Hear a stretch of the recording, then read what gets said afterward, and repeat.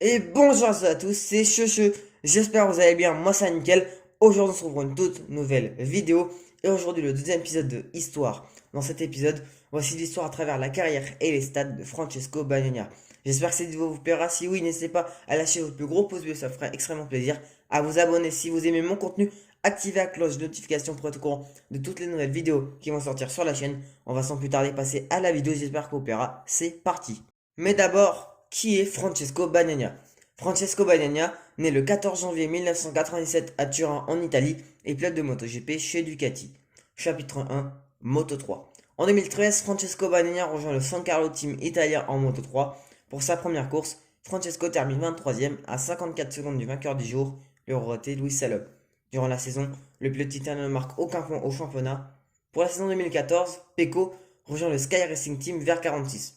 Et pour la première course de la saison au Qatar, Francesco termine 10e et marque ses premiers points en Grand Prix. Le reste de la saison est plutôt moyen et il termine 16e du championnat avec 50 points. En 2015, Francesco Bagnaia change une nouvelle fois d'équipe et rejoint le Mapfre Team Mahindra. Le Tirreno monte sur son premier podium lors du Grand Prix de France sur le circuit Bugatti au Mans. Malheureusement, l'Italien ne montera plus sur le podium de la saison et terminera 14e au classement pilote avec 76 points. Dès le premier GP de la saison 2016 au Qatar, Francesco termine 3e. Le Tirreno fera 5 autres podiums, dont 2 victoires aux Pays-Bas et en Malaisie.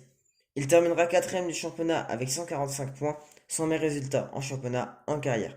Pour la saison 2017, l'Italien passe en Moto 2. Chapitre 2, Moto 2. En 2017, Francesco Bagnaia passe donc en Moto 2 avec le Sky Racing Team VR46 et se classe à 12e de sa première course en Moto 2. Bagnaia monte sur son premier podium en Moto 2 dès le 4e Grand Prix de la saison en Espagne sur le circuit de Jerez, avec une deuxième place à 3,4 secondes du vainqueur, Alex Marquez. Puis il remontera sur le podium dès le Grand Prix suivant au Mans. Francesco terminera sa première saison en Moto 2 avec une 5e place au championnat avec 174 points et 4 podiums, des débuts prometteurs pour Francesco Bagnaia dans la catégorie intermédiaire. En 2018, l'année commence extrêmement bien avec une victoire au Qatar devant Lorenzo Baldassari et Alex Marquez. Avec 8 victoires et 306 points, Francesco remporte le titre de champion du monde Moto 2 lors du Grand Prix de Malaisie. Chapitre 3, place au MotoGP. Pour la saison 2019, Bagnaia monte dans la catégorie MotoGP et dans le team Pramac Racing avec des Ducati. Malheureusement, Pecco ne termine pas la première course de la saison. C'est lors de la deuxième manche en Argentine que le pilote italien marquera ses premiers points en MotoGP avec une 14e place. Pour sa première saison, Francesco finit à la 15e place du championnat. 2020 commence mieux que 2019. Pecco termine 7e à Jerez. Lors du Grand Prix de Saint-Marin, remporté par Franco Morbidelli, Pecco monte pour la première fois sur le podium avec une deuxième position. Cette saison fut moins bien au classement avec une 6e place au championnat. Chapitre 4, pilote officiel Ducati. En 2021, Francesco Bagnaia signe chez Ducati officiel. Cette saison fut incroyable avec une incroyable remontada sur Fabio Quartararo, mais malheureusement, le pilote numéro 63 tombe au dernier virage à Misano, offrant le titre à Quartararo.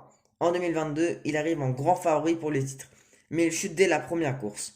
Les Pecco se relancent à la scène avec pas moins de 4 victoires d'affilée et une bataille folle avec Quartararo. Francesco Bagnaia est sacré champion du monde MotoGP avec 17 points d'avance sur Fabio Quartararo et cette victoire en 2022. Voilà, j'espère que cette vidéo vous a plu. Si c'est le cas, n'hésitez pas à lâcher votre plus gros pouce bleu, ça fait extrêmement plaisir.